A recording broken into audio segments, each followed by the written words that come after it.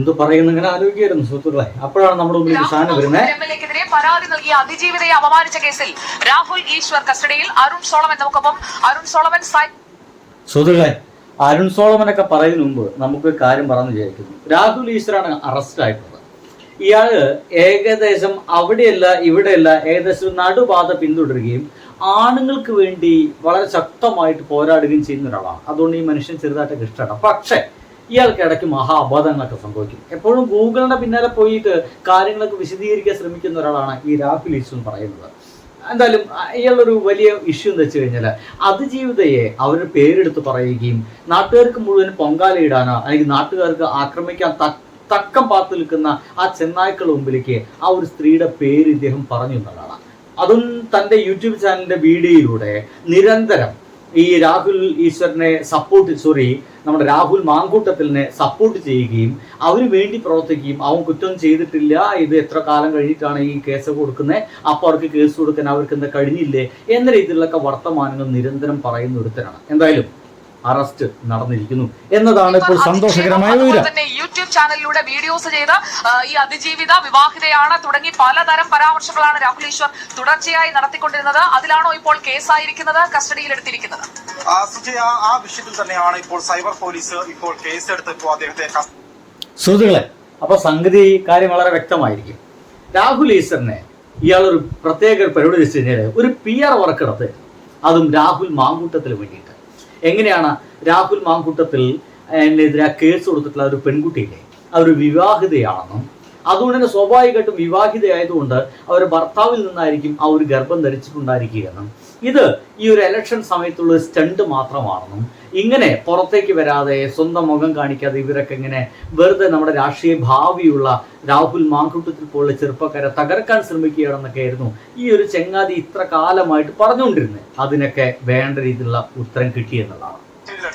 നിലവിൽ പൗരിക്കോണത്ത് നിന്നും വീട്ടിൽ പോയി രാഹുൽ ഈശ്വറിനെ കസ്റ്റഡിയിലെടുക്കാനായി ശ്രമിച്ചത്. അപ്പോൾ സ്വമേധയായിട്ട് സ്റ്റേഷനിൽ ഹാജരാകാമെന്നാണ് രാഹുൽ ഈശ്വർ പറഞ്ഞത്. അതിന്റെ അടിസ്ഥാനത്തിൽ ഇപ്പോൾ പൗരിക്കോണം വീട്ടിൽ നിന്നും മടങ്ങി എന്നുള്ള വിവരമാണ് ഏറ്റവും ഒടുവിലായി ലഭിക്കുന്ന വിവരം. അല്പസമയങ്ങൾക്ക് ശേഷം തന്നെ ഇവിടെ ഇപ്പോൾ ഞാൻ നിൽക്കുന്ന സൈബർ പോലീസ് സ്റ്റേഷനിൽ എത്തുമെന്നുള്ള വിവരമാണ് നിലവിൽ ലഭിച്ചിട്ടുള്ളത്. കഴിഞ്ഞ ദിവസങ്ങളടക്കം ചാനൽ ചർച്ചകളിലടക്കം ഓരോ വാക്കുകളിലും വളരെ ആസൂത്രണപരമായി ഒരു ഭാഗത്ത് ഈ അതിജീവിതയെ അപമാനിക്കാനുള്ള ശ്രമം കോൺഗ്രസിന്റെ ഭാഗത്ത് നിന്ന് ഉണ്ടാകുമ്പോൾ രാഹുൽ ഈശ്വറിനെ പോലുള്ള വ്യക്തികൾ സമൂഹ മാധ്യമങ്ങളിലടക്കം പോസ്റ്റ് ഇട്ടുകൊണ്ടും നിരന്തരമായിട്ട് എനിക്ക് മനസ്സിലാവുന്നത് രാഹുൽ ഈശ്വറിന്റെ രാഷ്ട്രീയം എന്തെന്നുള്ളതാണ്. നമുക്കറിയാം, ശബരിമല കാലത്ത് ഇദ്ദേഹം BJP-കാരൊപ്പമായിരുന്നു, സംഘപരിവാറിന്റെ ഒപ്പമായിരുന്നു. കുറച്ചിട്ട് കഴിഞ്ഞപ്പോൾ രാഹുൽ ഈശ്വരൊക്കെ തന്റെ ചുവടുകളൊക്കെ ഒന്ന് മാറ്റി, സംഘപരിവാറുകാരുടെ ഒപ്പം നിൽക്കാതെ എന്നാൽ അവർക്ക് വേണ്ടിയിട്ടാണ് പ്രവർത്തിക്കുന്നത്, ഞാൻ ശരിയായിട്ടുള്ള ഹിന്ദുക്കൾക്ക് വേണ്ടിയിട്ടാണ് പ്രവർത്തിക്കുന്നത് എന്നൊക്കെ രീതിയിൽ പറഞ്ഞു.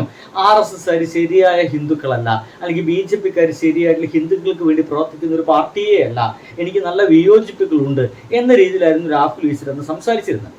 എന്തായാലും ഇദ്ദേഹത്തിന്റെ അഭിപ്രായ പ്രകാരം ഇദ്ദേഹം മാത്രമാണ് ഏറ്റവും ശരിയായിട്ടുള്ള സനാതന സവർണ ഹിന്ദു. അയാൾ അങ്ങനെ പറയാനുള്ളത്, ഞാനൊരു സനാതന സവർണ ഹിന്ദു ആണെന്നാണ് പറയാനുള്ളത്.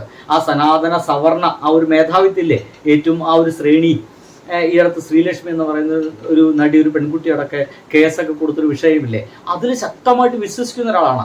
സ്വന്തം ബ്രാഹ്മണ്യത്തിൽ, ഇയാളെ ബ്രാഹ്മണനാണോ വലിയ പിടുത്തൊന്നുമില്ല, എന്തായാലും ആ മണന് അതിൽ വളരെയധികം അഭിമാനമാണ്. ആ അഭിമാനം കൊണ്ടു നടക്കുന്ന ഒരാളാണ്.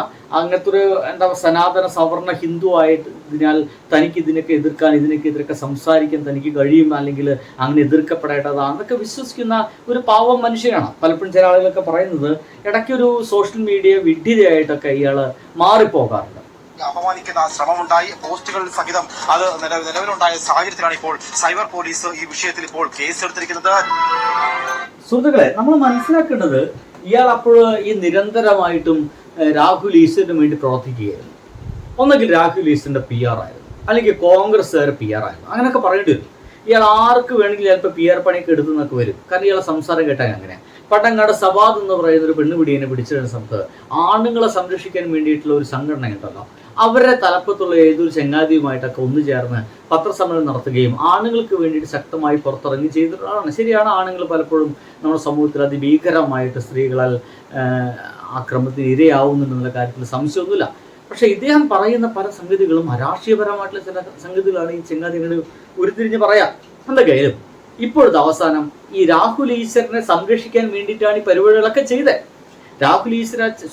രാഹുൽ മാങ്കൂട്ടം, രണ്ടും ഒരേ പേരാണ്, അതുകൊണ്ടാണ്. എന്തായാലും മാങ്കൂട്ടത്തിനെ സംരക്ഷിക്കാൻ വേണ്ടിയിട്ടാണ് ഈ പരിപാടികളൊക്കെ ചെയ്തത്. മാങ്കൂട്ടത്തിലാണെങ്കിൽ ഇപ്പോൾ ഒളിവില. ഒന്ന് ആലോചിച്ച് നോക്കണം, ഈ കോൺഗ്രസ്സുകാർക്ക് ഒരു ഗതികേട് ആലോചിച്ച് നോക്കി, ഒളിയിൽ പോയിരിക്കുകയാണ്.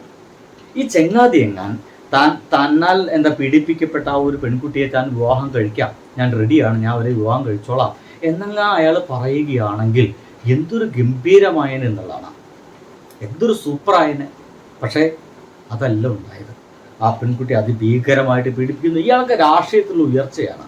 അതും ഇപ്പൊ കേൾക്കുന്ന കേൾവികളൊക്കെ വെച്ച് നോക്കുകയാണെങ്കിൽ ചെറിയ തൻ്റെ ഒപ്പം പ്രവർത്തിക്കുന്ന കോൺഗ്രസിന്റെ ബാലികമാരെ, അവരൊപ്പം പ്രവർത്തിക്കുന്ന ബാലസംഘം എന്നല്ല പറയട്ടോ, അവരെന്താണെന്ന് അറിയില്ല. എന്തായാലും കോൺഗ്രസിന്റെ ആ ഒരു കുട്ടികളുടെ സംഘടനയിൽ പ്രവർത്തിക്കുന്ന അവരോടക്കം 10, 18, 20 വയസ്സുള്ള അത്തരം കുട്ടികളോടക്കം ഇയാൾ ഇങ്ങനെ അപ്രോച്ച് ചെയ്തിരുന്നു എന്നുള്ളതാണ്.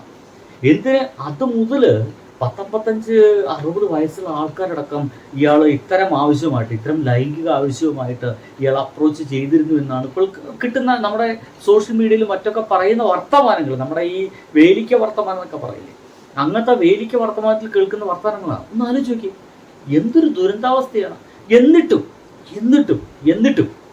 ഇങ്ങനെ ഇത്രയധികം ആരോപണം ഉണ്ടായിട്ടും ഒരു ഉളുപ്പുമില്ലാതെ, ഒരു നാണക്കേടും ഇല്ലാതെ, ഒരു മാനക്കേടും ഇല്ലാതെ ഈ മനുഷ്യൻ്റെ പുറത്തിറങ്ങി കഴിഞ്ഞാൽ ഇയാളെ കെട്ടിപ്പിടിക്കാനും ഇയാളൊപ്പം ചേർന്ന് നിൽക്കാനും ഇയാളൊപ്പം ചേർന്ന് നിന്നിട്ട് ഒരു ഫോട്ടോ എടുക്കാനൊക്കെ നമ്മുടെ നാട്ടിൽ ആളുകൾ കൂടുന്നു എന്നുള്ളതാണ് ഞാനത് പറയുന്നത്. ഈ മാങ്കൂട്ടത്തിൽ ഇനിയിപ്പോൾ ഇതൊക്കെ കുറച്ച് കഴിഞ്ഞ് ഇയാൾ പുറത്തേക്ക് ഇറങ്ങും. അപ്പോൾ ഞാൻ ഒളിവിൽ പോയിട്ടില്ല, ഞാൻ ഇവിടെയൊക്കെ ഉണ്ടായിരുന്നു, ജനങ്ങളുടെ മുമ്പിലുണ്ടായിരുന്നു എന്നൊക്കെ പറയും. ഇങ്ങനെ പറയുന്ന ആ ചെങ്ങാതിനൊപ്പം കയറി നിന്ന് ഫോട്ടോ എടുക്കാനുള്ള ഒരു ആർജവൊക്കെ കാണിക്കുന്ന ആളുകളില്ലേ, സമ്മതിക്കേണ്ടവന്മാരൊക്കെ, പൂവിട്ട് പൂച്ചിക്കേണ്ടവരൊക്കെ ഇല്ലയോ? ഒരു നാണവുമാനില്ലാത്ത കുറേ ജനങ്ങൾ, കഷ്ടം അല്ലേ?